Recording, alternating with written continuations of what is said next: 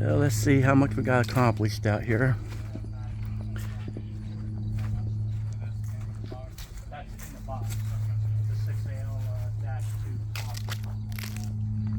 You got it dropped in. Let me know and I will send you the correct one. If anything, I was saying, they're hard to find used because a lot of people like them. yeah, I keep it. So I guess this car is going for sale. Taking that rear out that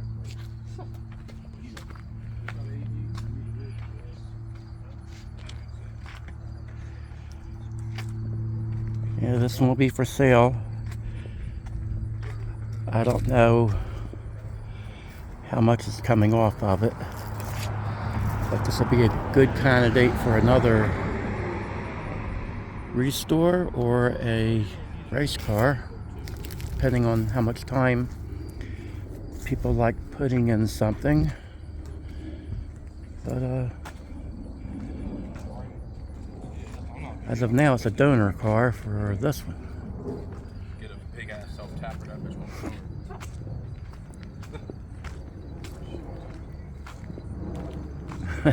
Time for you to get under there and get that transmission up on. I did notice that You tired yet, Gary?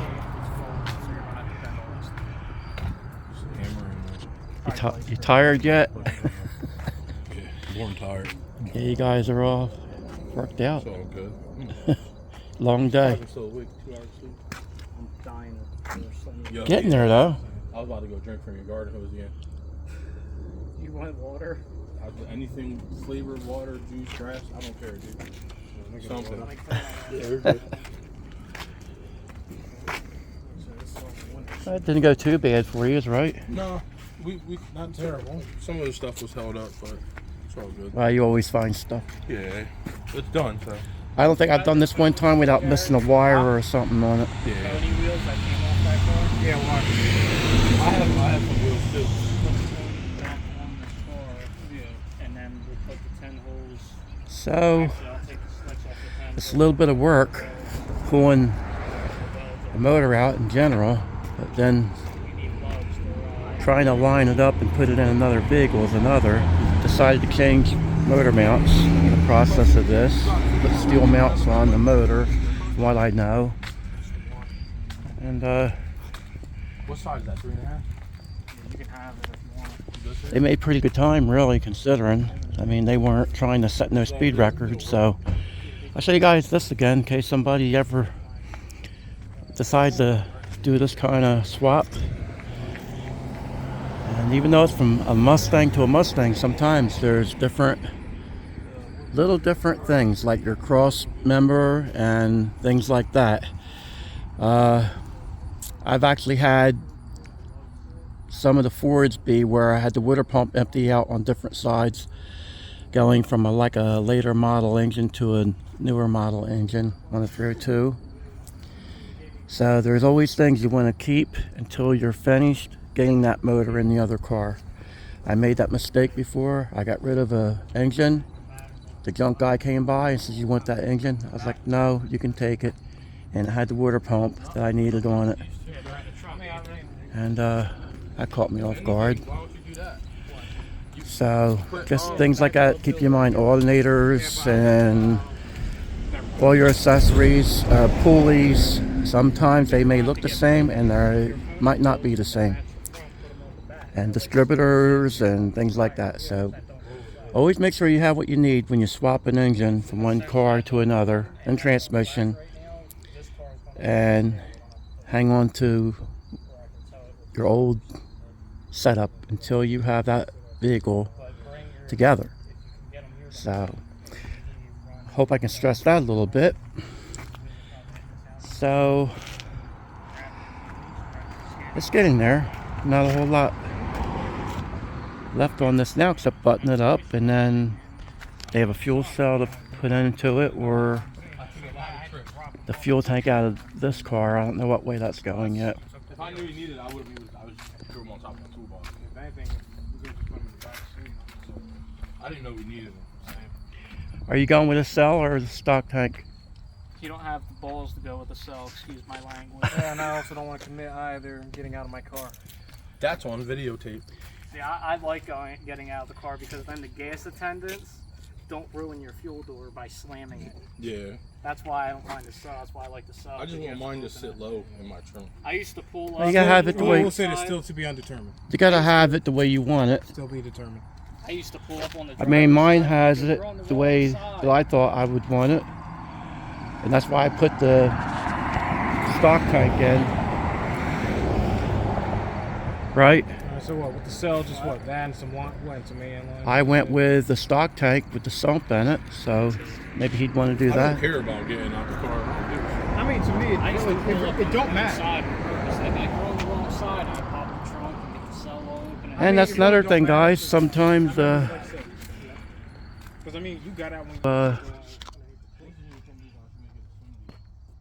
make a game plan and find out what way you really want to go with a vehicle ahead of time, because like I changed my mind on my car. I put the sump in it and I kind of would rather have a cell in it, but it's a street car, not a race car, and just like they were talking about, I don't want to get out and put the fuel in my trunk and smell it in the vehicle. So I understand where Gary's coming from with that.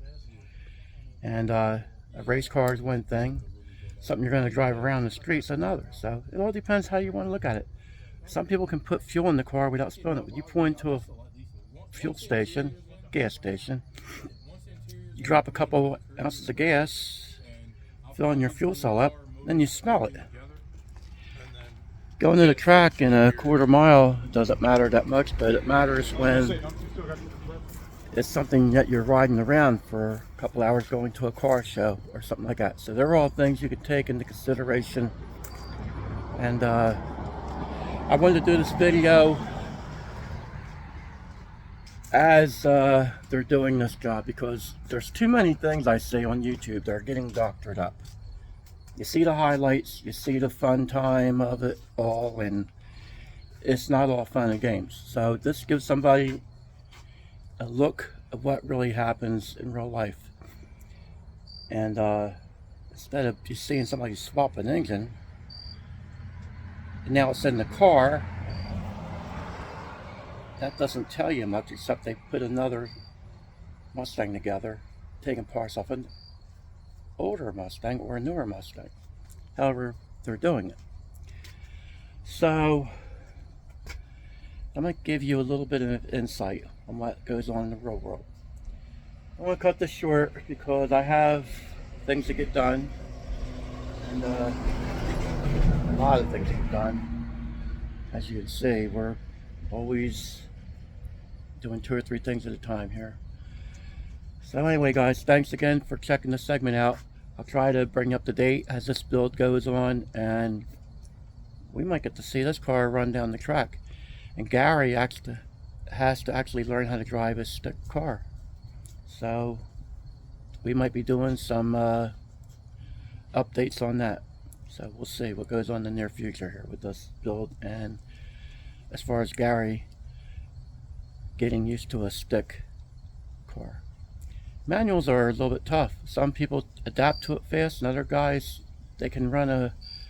I had a friend of mine, he could never drive a stick. He had it, and he just was never a good guy on a stick. He would tell you that. He said, I just can't shift a stick car. Some people can do it naturally, other people have a hard time. So anyway, that'll be something in the near future. We'll see how that goes, and just have fun doing it. I hope, guys, keep it on the light side, and hope everything goes well with Gary as far as this car going together. That's the main thing. Being safe, and that's the most important thing right there. So we'll see in the near future what happens, and as